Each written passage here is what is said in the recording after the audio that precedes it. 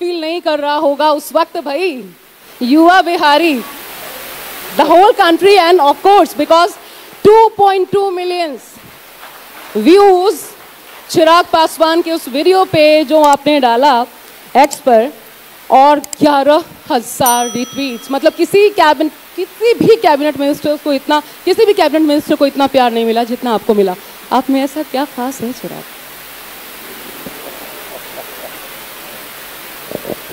How do you answer this? दिल से बताइए, दिल से। आई थिंक दिल से ही सब करता हूँ और किया है, शायद यही कन्वे हो पाता है। मैंने आज तक कुछ सोच कर, प्लान कर कर, उसको कंसेप्चुअलाइज कर कर या उसको स्ट्रेटेजाइज कर कर नहीं की चीजें, दिल से की। मेरे फैसलों की कई बार निंदा की गई, मेरे फैसलों को कई बार सराहा गया, मेरे फैसलों की आलोचना इस कदर, इस हद तक की गई कि मेरी ऑबचुरीज, पॉलिटिकल ऑबचुरीज लिखी जा चुकी थी। 2020 में ही मैंने कुछ ऐसे बड़े फैसले लिए थे, मेरी पॉलिटिकल ऑबचुरीज लिखी जा चुकी थी। और जब बिहार मिला तो वो इतना मिला कि जो आपने कहा कि उसकी तुलना किसी और मंत्री के साथ अभी नहीं की जा सकती। जो किया मैंने दिल से किया, अपनी प्राथमिकताओं को हमेशा स्पष्ट रखा, लक्ष्य को मैंने स्पष्ट रखा, करना क्या है। और मैं आज जब यहाँ पे आसम्स के सारे बच्चों के साथ हूँ, आप लोग अपने जीवन की शुरुआत कर रहे हैं, and if there is anything that I want to convey to you all, जो टेक अवे के तौर पर आप लोग अपने जीवन में अपने साथ जरूर रखेंगे। आप सब आने वाले दिनों में अपने लक्ष्य को प्राप्त करें, बड़ी बड़ी जगह जाएं, आपके सारे सपने पूरे हों, भगवान ऐसा करे। बट हाँ, उसके लिए जरूरी है लक्ष्य को स्पष्ट रखना, जरूरी है अपनी प्रायोरिटीज को क्लियर रखना। आपको करना क्या है, आपको पाना क्या है। मैं एक छोटा सा उदाहरण देता हूं। मैं राजनीति में हूं, राजनीति में मेरा लक्ष्य क्या सिर्फ मंत्री बनना मेरा लक्ष्य है? अगर ये, तो then I have achieved it all, that's it, thank you. अगर नहीं तो क्या है मेरा लक्ष्य?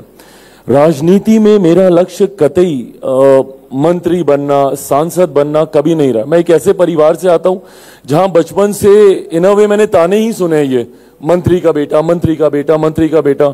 आई don't know how many of you all know this, but then my father was, उन्हें राजनीति का मौसम वैज्ञानिक कहते थे। सरकार किसी की, वो मंत्री जरूर होंगे।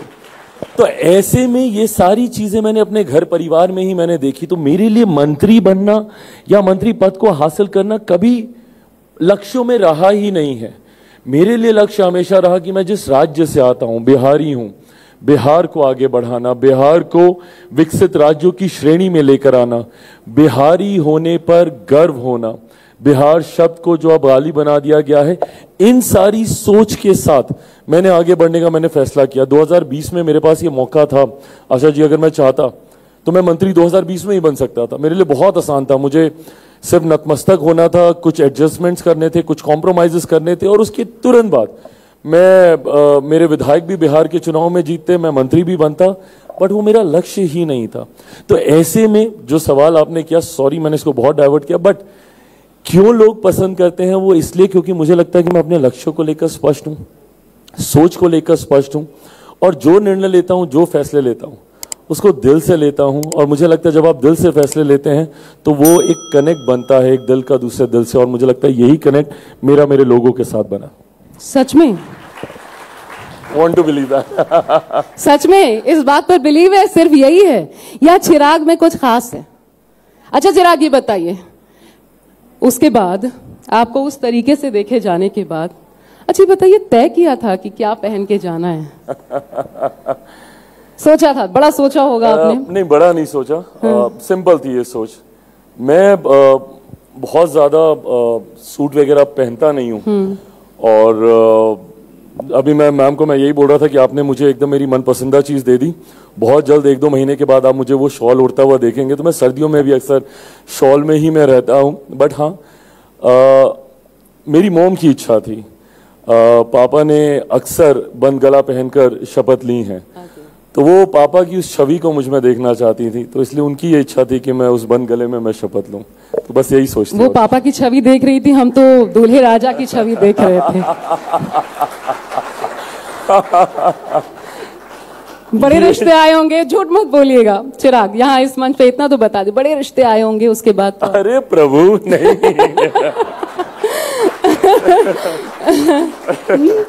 एक्सेप्ट कर लीजिए चिराग, पता नहीं क्यों भागते हैं इन बातों से। मैम बैठी है सामने, इन सवालों का जवाब वो अच्छे से दे पाएंगी क्योंकि उन्होंने ये कई चर्चाएं मेरे पिताजी के साथ, मेरी मदर के साथ, अनुराधा मैम की ये चर्चाएं बहुत होती हैं, बट अभी तक हम लोग अंजाम तक नहीं पहुंचे। तो कहीं ऐसा तो नहीं कि अंदर कारण कुछ और हो? कोई कारण नहीं है। ये तो बता दीजिए, सिंगल है या मिंगल्ड है ऑलरेडी? अरे ये क्या उदाहरण हम लोग पेश कर रहे हैं बच्चों के सामने, ये अपना भविष्य यहाँ पर मैं बताती हूँ, मैं ये उदाहरण पेश कर रही हूँ कि देखिए क्या है ना, आप इस पर्सनालिटी के साथ और बाकी चीजों में भी इन्वॉल्व रहते हुए, वो जो मैंने कहा ना, मंजिलें क्या है, रास्ता क्या है, हौसला हो तो फासला क्या है, तो वो हौसला रखिए और बाकी चीजों में भी अगर आपको खूब बटोरा जाता है, आप बाकी चीजों में भी खूब खींचा जाता है, तो भी अपने लक्ष्य को साध सकते हैं, इसमें कोई बुराई नहीं है। ये बता रही हूं मैंने स्टूडेंट्स को कि बिल्कुल ऐसे करके नहीं चल रहा है ना, जो चिराग के माध्यम से। अब चिराग थोड़ा सा बड़े सारे, मैं जब आ रही थी आपका इंटरव्यू करने के लिए, एक तो आपको लेकर के जैसे ही लोगों को पता चला चिराग आ रहे हैं तो बड़े सारे प्रश्न, उनमें एक कॉमन प्रश्न मुझे मिला, मुझे माफ कीजिएगा फिर मैं वहीं जा रही हूँ, एक कॉमन प्रश्न मिला, फिर मैं ले जाऊंगी दूसरी तरफ। अब चिराग मुस्कुरा रहे हैं, समझ ही गए होंगे। चिराग आप ही कुछ कह दीजिए प्लीज। मुझे एक ही कॉमन प्रश्न मिला उन तमाम सवालों में कि जरा प्लीज पूछ लेना क्या है, फीलिंग्स क्या है, कुछ तो बता दें चिराग पासवान कि दूसरे सोचना बंद कर दें। बिल्कुल बंद कर दें। You are admitting? You are admitting? I am already married to my work. मेरा कमिटमेंट, मेरा फोकस पूरी तरीके से मेरे कार्य पर है। मैंने तो कुछ और पूछा था। आप क्या पूछा था? चलिए अब इसको आगे बढ़ाते हैं हम। अब चिराग खुद को कहते हैं युवा बिहारी। पहले तो मैं जानना चाहती हूँ यहाँ कितने हैं युवा जो बिहार से आते हैं? Me too. तो ये आप देख सकते हैं बड़ी तादाद है चिराग, बड़े सारे सपने लेकर के, लेकिन इन्हीं युवाओं के लिए बिहार में खास घोर अभाव दिखता है, अपॉर्चुनिटीज का अभाव दिखता है। और चाहे वो केंद्र में मोदी सरकार हो जो लगातार 15 साल नीतीश कुमार के साथ, उसके पहले का कार्यकाल, क्यों बिहार की ये दुर्दशा इस फील्ड में अभी भी क्यों है? हम कब तक, अभी आपने सिलीगुड़ी का केस देखा होगा, परीक्षा देने के लिए स्टूडेंट्स गए, क्या हुआ? एक बिहारी होने के नाते वो दर्द तो कहीं ना कहीं वो चुभता है। तो ये स्थिति, तो मेरा राजनीति में आने का कारण ही यही था। मैं उन दिनों मुंबई में था, काम कर रहा था, और वहाँ के कुछ क्षेत्रीय दलों के द्वारा जिस तरीके से बिहारियों को अपमानित किया जाता था, उन पर लाठियां चलाई जाती थी, जिसका ताज़ा उदाहरण हम लोगों ने बंगाल में भी देखा, सिलीगुड़ी की वो घटना जहाँ पे युवकों को पीटा जा रहा है। सवाल मेरे मन में उस वक्त जब मैं मूवीज कर रहा था, मूवीज क्या एक ही मूवी की, जब मैं मूवी कर रहा था तो उस वक्त सवाल मेरे मन में यही आता था कि क्यों हम बिहारियों को ही अपना घर छोड़कर दूसरे राज्यों में जाना पड़ता है, शिक्षा के लिए, रोजगार के लिए, स्वास्थ्य सेवाओं के लिए। मैंने आज तक कभी नहीं सुना कि कोई पंजाब का लड़का बिहार आता हो शिक्षा के लिए, या कोई दिल्ली का लड़का बिहार जाता हो रोजगार के लिए, या कोई बंबई का लड़का या लड़की बिहार जाते हो शिक्षा के लिए, अपना व्यवसाय बैठाने के लिए। जबकि ऑन द कॉन्ट्ररी आपको बिहारी हर जगह आपको दिखेंगे। मैं मीडिया हाउसेज में, मैम बैठी हैं यहाँ पे, मीडिया हाउसेज में आप देख लीजिए, यहाँ पे आपको बड़े बड़े पदों पर आपको बिहारी देखने को मिल जाएंगे। बिजनेस हाउसेज में चले जाइए, CEO, CFOs आपको बिहारी आपको मिल जाएंगे। किसी भी और क्षेत्र में, नीडलेस टू से, IAS IPS ऑफिसर्स आपको बिहारी मिल जाएंगे। कोई क्षेत्र ऐसा नहीं है, मूवी से लेके, व्यवसाय से लेके, रोजगार से लेके, हर क्षेत्र में आपको बिहारी मिल जाएंगे। तो जब बिहारी इतना आगे, तो मेरा बिहार इतना पीछे क्यों छूट गया? ये सवाल हम लोगों को अपने आप से करने की जरूरत है। स्वाभाविक है, राजनीतिक दलों को कोस देना, सरकारों के ऊपर इल्जाम लगाने देना बहुत आसान होता है और वो करना भी चाहिए। उनकी जिम्मेदारी है कि भाई आप वो व्यवस्था हमारे राज्य में बना कर दें जिस व्यवस्था के लिए वहां के लोगों ने आपको चुना है। But at the same time we also need to hold them accountable अगर उन्होंने ये व्यवस्था नहीं बनाई। हम लोगों के साथ दिक्कत क्या आती है, जिस राज्य से हम लोग आते हैं वहां की राजनीति को is been governed, is been dominated mainly by the caste politics of our state, and this is where we lack. हम लोग क्या है, जब चुनाव आएगा तो हम लोग अपनी जाति के नेता को चुनने चले जाएंगे। जब चुनाव आएगा तो ये मेरी जात का है, ये मेरे धर्म का है, हम उस पर चले जाएंगे और राजनीतिक दल भी इसी पे अपनी रोटियां सेकते हैं। मुझे कतई कोई इसमें परहेज नहीं है कहने के लिए कि राजनीतिक दल भी कागज पे बैठ के अपना समीकरण तैयार कर लेते हैं कि भैया फलाना का वोट हमारा, फलाना का वोट हमारा, फलाना का वोट हमारा, इतने प्रतिशत पर हम आ गए, 3-1% की जरूरत और है तो इसके साथ गठबंधन कर लो, 4% के लिए इसके साथ गठबंधन कर लो। कागज पे आपने चुनाव लड़ा, आप चुनाव जीत गए and you are there. So you don't hold any accountability. You are not answerable to anybody, and even the people of our state is not holding them accountable for what they have done in the past 5 years. Is the reason why. जिस दिन हम लोग सवाल करना शुरू कर देंगे और इस सवाल करने की सोच के साथ ही मैं राजनीति में आया। आज जब मैं बिहार फर्स्ट, बिहारी फर्स्ट की मैं बात करता हूँ, मुझे बताइए ना, बिहार जैसा राज्य जहां पे अनंत संभावना है, कोई ऐसी समस्या नहीं है जिसका समाधान मेरे राज्य के पास नहीं हो। एक ऐसा राज्य, आप सब बच्चे हैं, शिक्षा के क्षेत्र से जुड़े हुए हैं, सोचिए नालंदा यूनिवर्सिटी पे हम लोग कब फक्र करते थे। एक ऐसा राज्य जिसने शिक्षा की दिशा दुनिया को दिखाने का काम किया। शिक्षा का महत्व देश तो भूल जाइए, दुनिया में कोई नहीं समझता था। दूर दूर देशों से उस वक्त नालंदा यूनिवर्सिटी में पढ़ाई करने आते थे। आज उसी राज्य के शिक्षा के हालात ऐसे हैं कि बच्चे मेरे कोटा जाते हैं पढ़ने के लिए। कोटा में पढ़ने वाला बिहारी, पढ़ाने वाला बिहारी, अधिकांश शैक्षिक संस्थानों के मालिक वहां पे बिहारी, पर व्यवस्था राजस्थानी। क्यों ये व्यवस्था पटना में, भागलपुर में, मुजफ्फरपुर में, दरभंगा में, अलग अलग बिहार के जिलों में नहीं बन सकती? इस दिशा में कोई काम नहीं करता। क्यों काम नहीं करता? क्योंकि उनसे सवाल नहीं पूछे जाते। इसीलिए दूसरे राज्यों में बच्चों को ना जाना पड़े, ना शिक्षा के लिए, ना रोजगार के लिए, वो इंफ्रास्ट्रक्चर हम लोग अपने राज्य में हम लोग तैयार करके दें। और जैसा मैंने कहा, संभावनाएं अनंत है, बस आपको उसको चैनलाइज करने की जरूरत है। ना हमारे राज्य में राजस्व की जरूरत है, ना हमारे राज्य में किसी प्रकार की कोई कमी नहीं है, बुद्धि की कमी नहीं है, बल की कमी नहीं है।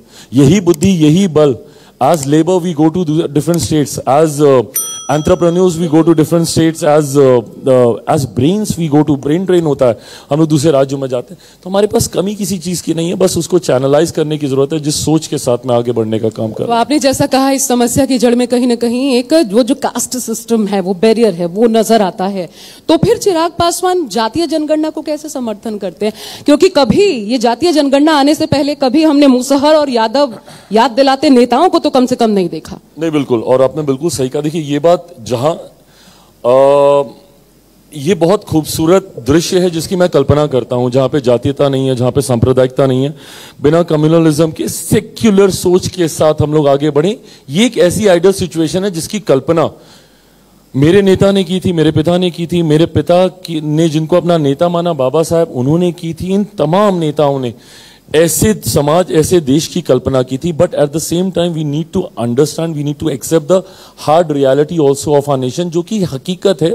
जातीयता है, सांप्रदायिकता है, यह हकीकत है, आप इसको झुठला नहीं सकते। ऐसे में जब आप जातीयता के भेदभाव को समाप्त करने की बात करते हैं तो जरूरी है कि आज की भी तारीख में जिन लोगों को जाति के आधार पर डिस्क्रिमिनेट किया जाता है, भेदभाव जिनके साथ किया जाता है, उनको आप मुख्य धारा के साथ जोड़ें, उस डिस्क्रिमिनेशन को आप समाप्त करें।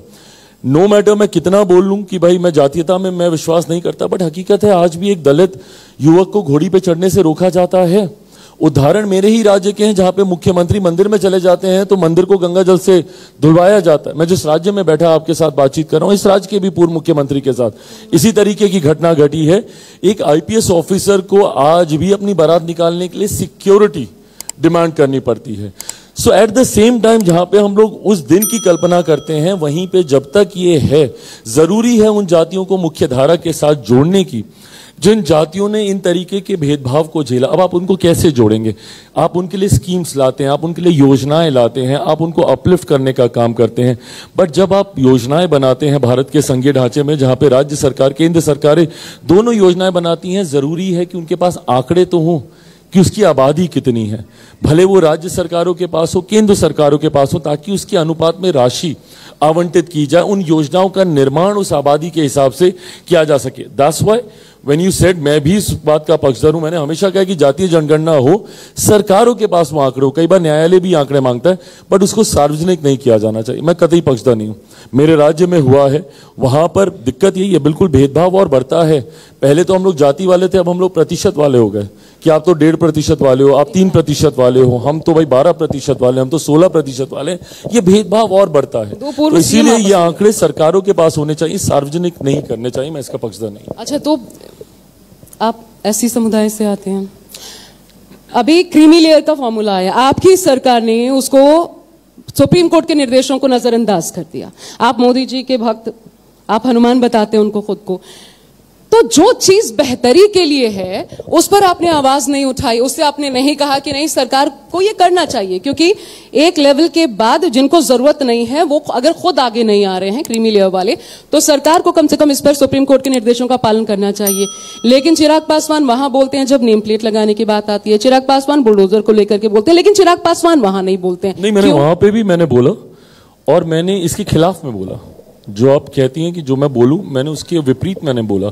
उस वक्त भी मैंने क्रीमी लेयर को लेकर मैंने आवाज उठाई थी, और मैंने इस बात को स्पष्ट तौर से कहा था कि क्रीमी लेयर का प्रावधान अनुसूचित जाति में नहीं हो सकता। No, just give me 2 minutes, I will explain you why do I say this.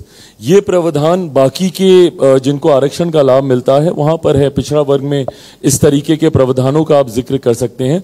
मैं सिर्फ अनुसूचित जाति की मैं बात कर रहा हूं, जहां पे क्रीमी लेयर के प्रावधानों को आप लागू नहीं कर सकते। कारण है, आप जब अनुसूचित जाति की बात करते हैं, this is for all of you also, क्योंकि भविष्य में आप लोग ये सवाल संभवतः दूसरे नेताओं से भी करेंगे या ऐसे पद पर होंगे जहां पे सवाल आपसे किए जाएंगे। अनुसूचित जाति का जब आप जिक्र करते हैं, क्या है शेड्यूल कास्ट?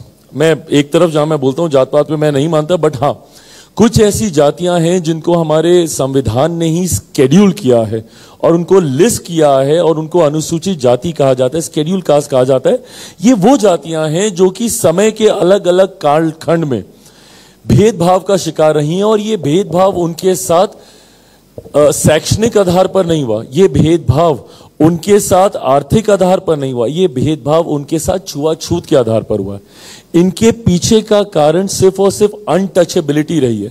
ये वो जातियां रही हैं जिनको गांव से बाहर रखा जाता था, ये वो जातियां रही हैं जिनकी कमर पे झाड़ू बांधा जाता था, गले में घंटी लटकाई जाती थी, और जब ये गांव में आते थे, आप सब लोग संभवतः इन परिस्थितियों से कभी वाकिफ नहीं हुए होंगे, बट कभी ना कभी किसी ना आपको ये बातें बताई होंगी। ये वो जातियां जिनको देखना तक, छूना तो बहुत दूर की बात है, देखना तक पाप माना जाता था। जब ये लोग गांव में आते थे तो गांव की खिड़की दरवाजे बंद किए जाते थे, अलग कुएं की व्यवस्था, अलग बैठने खाने सोने की व्यवस्था इनके लिए की जाती थी। आधार अनटचेबिलिटी, छुआछूत इनका आधार है। और ये छुआछूत हम लोग दिल्ली मुंबई बड़े शहरों में रहते हैं, संभवतः हम लोग नहीं इस बात को एक्सपीरियंस करते हैं, बट आज भी गांव की ये रियलिटी है। ग्रामीण क्षेत्रों में गाहे बगाहे ये उदाहरण सामने आते हैं। जैसा मैंने कहा, आईपीएस ऑफिसर को क्यों सिक्योरिटी मांगनी पड़ रही है, दलित युवक को घोड़ी पे चढ़ने से क्यों रोका जा रहा है, एक मुख्यमंत्री। अब मुझे बताइए, एक आईपीएस ऑफिसर से बड़ी क्रीमी लेयर क्या, या एक मुख्यमंत्री से बड़ा पद क्या? पर अगर ये भेदभाव उस स्तर पर भी हो रहा है तो क्या क्रीमी लेयर आ सकती है? इसीलिए मैंने कहा कि बाकी जमातों के साथ संभव है ये, आप पिछड़ा वर्ग में कर सकते हैं, आप बाकी जगह कर सकते हैं, बट अनुसूचित जाति जहां पे आधार छुआछूत रहा है, अनटचेबिलिटी रहा है, सुप्रीम कोर्ट का जो ये ऑब्जर्वेशंस आए थे उसमें मुझे शिकायत इस बात की भी थी, चिंता हमारी इस बात की भी थी कि अनटचेबिलिटी का जिक्र ही नहीं है उसमें। यहां पे शैक्षणिक आधार ही नहीं है भेदभाव का, यहां पे आर्थिक आधार ही नहीं है, तो इसीलिए वहां पे क्रीमी लेयर के प्रावधानों को आप लागू नहीं कर सकते। अब मैं जल्दी जल्दी कुछ सवाल और पूछ लेती हूं, और उसके बाद मैं चाहती हूं कि आप लोगों के जो जहन में सवाल हो वो जरूर पूछेगा चिराग से। एक प्रशांत किशोर, सबसे पहले अभी उन्होंने आपकी पार्टी को डंट लगाया, आपकी ही, क्योंकि आपकी पार्टी के लोग उनकी पार्टी ज्वाइन कर रहे हैं।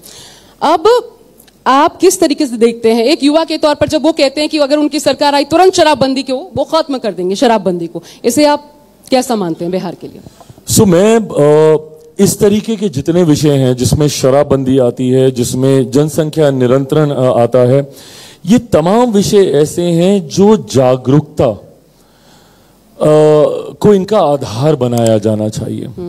मेरे राज्य में शराबबंदी लागू है, मैं उस पर कोई टिप्पणी नहीं कर रहा। मेरे मुख्यमंत्री नीतीश कुमार जी की ये सोच रही और उन्होंने लागू किया। बट साथ ही में मैं हमेशा से इस बात का पक्षधर रहा हूं कि ये विषय ऐसे हैं जिसमें आपको जागरूकता फैलाने की जरूरत है। जब तक आप इसके प्रोज एंड कॉन्स को आप डिस्कस नहीं करेंगे, जब तक लोगों को इस बात की जानकारी नहीं होगी कि इनके हार्मफुल इफेक्ट्स क्या हैं, भले वो आबादी को लेकर हो, पॉपुलेशन इंक्रीज को लेकर हो, शराबबंदी को लेकर हो, मैं मानता हूं कि आप इसको कानून बनाकर लागू करवा दें, ऐसा होता नहीं है। लोग वे आउट्स निकाल लेते हैं, लूप होल्स निकाल लेते हैं। मेरे राज्यों में भी गाहे बगाहे मुझे कई ऐसे उदाहरण देखने को मिलते हैं जहां पे अवैध शराब का निर्यात मेरे राज्य में होता है, जहां पे जहरीली शराब का निर्माण मेरे ही राज्य में होता है, तो वो लूप होल्स निकाल लिए जाते हैं। उसको आप कटिंग तभी कर पाएंगे जब आप जागरूकता फैलाएंगे। तो मैं पक्षधर हूं इस बात का कि ज्यादा से ज्यादा चर्चाएं नशीली पदार्थों के इस्तेमाल को लेकर क्या हानिकारक उसके परिणाम हो सकते हैं उसको लेकर होना चाहिए। आबादी को लेकर क्या क्या नुकसान होते हैं, कैसे रिसोर्सेज हमारे पास सीमित हैं और कैसे एक दिन सब खत्म हो जाएगा। चिराग हाँ या ना में क्लियरली अभी किसी पक्ष पर नहीं पहुंचे। नहीं, मेरा हाँ या ना में भी पक्ष यही है कि we should talk a little more about these things खुले मंचों से। अब कुछ नेताओं के नाम मैं चाहती हूँ आप जो सबसे पहला शब्द उनको लेकर के जहन में आता है। I am very bad with all this please. हाँ, तो सबसे पहले शुरुआत का आपके भाई से शुरुआत कर, तेजस्वी यादव। युवा चेहरे मैं गिनवाऊंगी आपको। तेजस्वी यादव, क्या बोलूं मैं उनके बारे में, भाई बोल देता और क्या बोलूं। अपेक्षा उनसे बहुत थी, मेरे राज्य को 2-2 बार वो मुख्यमंत्री रह चुके हैं। युवा हैं, युवा सोच मैं चाहता था, आउट ऑफ बॉक्स आइडियाज उनके आए कुछ मेरे राज्य के लिए वो कुछ नई क्रांतिकारी योजनाओं को लेकर आए, बट वो भी उसी ढर्रे पर चले जिस पे दशकों से उनकी पार्टी चलती आई है। तो एक भाई की भूमिका में उनको ज्यादा देखता हूँ। तो लालू यादव की छवि लेकर चल रहे हैं वो, ठीक है। दूसरा नाम अखिलेश यादव। अगेन उनसे भी मेरी वही शिकायतें रही हैं। उत्तर प्रदेश, बिहार, उत्तर प्रदेश, अगल बगल के सारे राज्य हैं और लगभग मोर और लेस एक जैसी ही समस्या दोनों राज्यों में हम लोग को देखने को मिलती है। उत्तर प्रदेश भी पलायन का शिकार रहा है, यहाँ से भी जिस तरीके से माइग्रेशन होता है, अगेन पढ़े लिखे युवा, बट हाँ कंपैरेटिवली उनसे बहुत बेहतर मेरे मौजूदा मुख्यमंत्री योगी आदित्यनाथ जी ने किया। जिस तरीके से उन्होंने न सिर्फ राज्य में अपराध को नियंत्रित करने का काम किया, पलायन को भी काफ़ी हद तक यहाँ पर अवसर मुहैया कराकर उन्होंने उसमें कमी लाने का उन्होंने कार्य किया। तो जब मैं अखिलेश जी का जिक्र करता हूँ, डिसअपॉइंटेड। ठीक, योगी आदित्यनाथ अभी आपने भी कहा, फैंटास्टिक, बहुत बढ़िया कार्य कर रहे हैं मेरे मुख्यमंत्री यहाँ पे उत्तर प्रदेश में। देखिए, मैं मानता हूँ नेता को कई बार कड़े निर्णय लेने की ज़रूरत पड़ती है।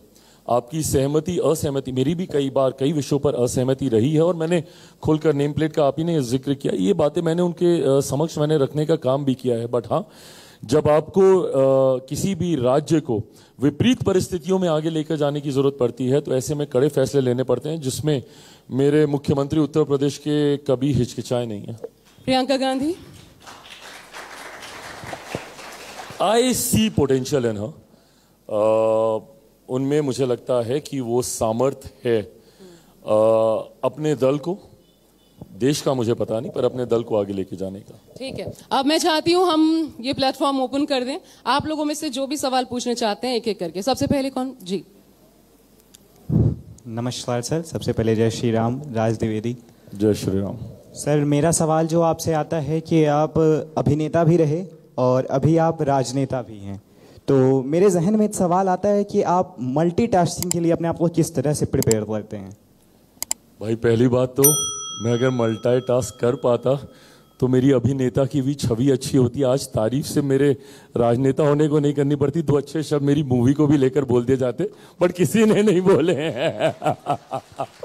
और वो सोशल मीडिया के कमेंट्स में पता चल जाता है कि मैंने कितना बुरा काम वहां पे किया था। I do agree to that. So multitasking, but then yes, I mean किसी भी क्षेत्र में जब आप जाते हैं, भाई आने वाला समय आपको ये सिखाता है ये चीज़ें। एंड आई बिलीव जीवन से बेहतर टीचर कोई नहीं है। जब जिंदगी आपको सिखाती है ना, आपको हकीकत समझा जाती है। मैं आज से 4 साल पहले का चिराग पासवान और आज के चिराग पासवान में जमीन आसमान का फर्क समझता हूं।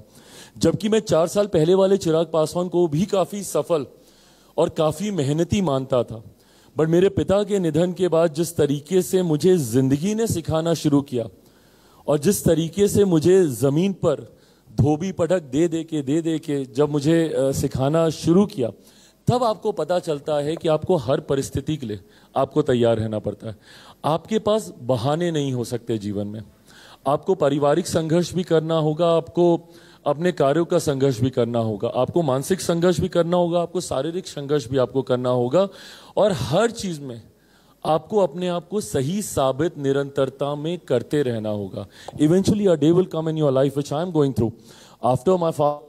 आई have a huge responsibility of my family as well, जो कि राजनीति के क्षेत्र में नहीं दिखती है, बट मेरे घर की भी जिम्मेदारी है, मेरी माँ की भी मेरी जिम्मेदारी है, मेरे रिश्तेदारों की मेरे ऊपर जिम्मेदारी है, जिनको मैं नहीं झुठला सकता। अगर मैं दिन में 18 घंटे काम करता हूं तो मैं घर आकर नहीं ये बोल सकता कि मैं थका हुआ हूं और मुझे सोना है, मुझे घर में भी वो 4 घंटे देने हैं। अगर मैं एक दिन में 3 राज्यों में कार्यक्रम करता हूं तो वहीं अगर मेरे भांजे या भांजी का जन्मदिन है तो वो 4 घंटे भी मुझे उसके लिए निकालने हैं। ये मेरी ही जिम्मेदारी है। But I think eventually everything boils down to your time management. ये एक चीज जिस व्यक्ति ने सीख ली और ये जरूरी है। आप ये भी नहीं बोल सकते कि मेरे पास समय नहीं है तो मैं एक्सरसाइज नहीं करूंगा। आपके लिए आपका शरीर भी उतना ही जरूरी है। रोज सुबह आप 1 घंटा कम सो लीजिए ना, पर 1 घंटा सुबह उठ के आपको वर्कआउट भी करना है, आपको मेडिटेशन भी करना। मैं करता हूं, मैं 18 घंटे में बाहर रहता हूं, पर 2 घंटे मैं घर के लिए भी देता हूं, 1 घंटा मैं अपने आप के लिए भी देता हूं।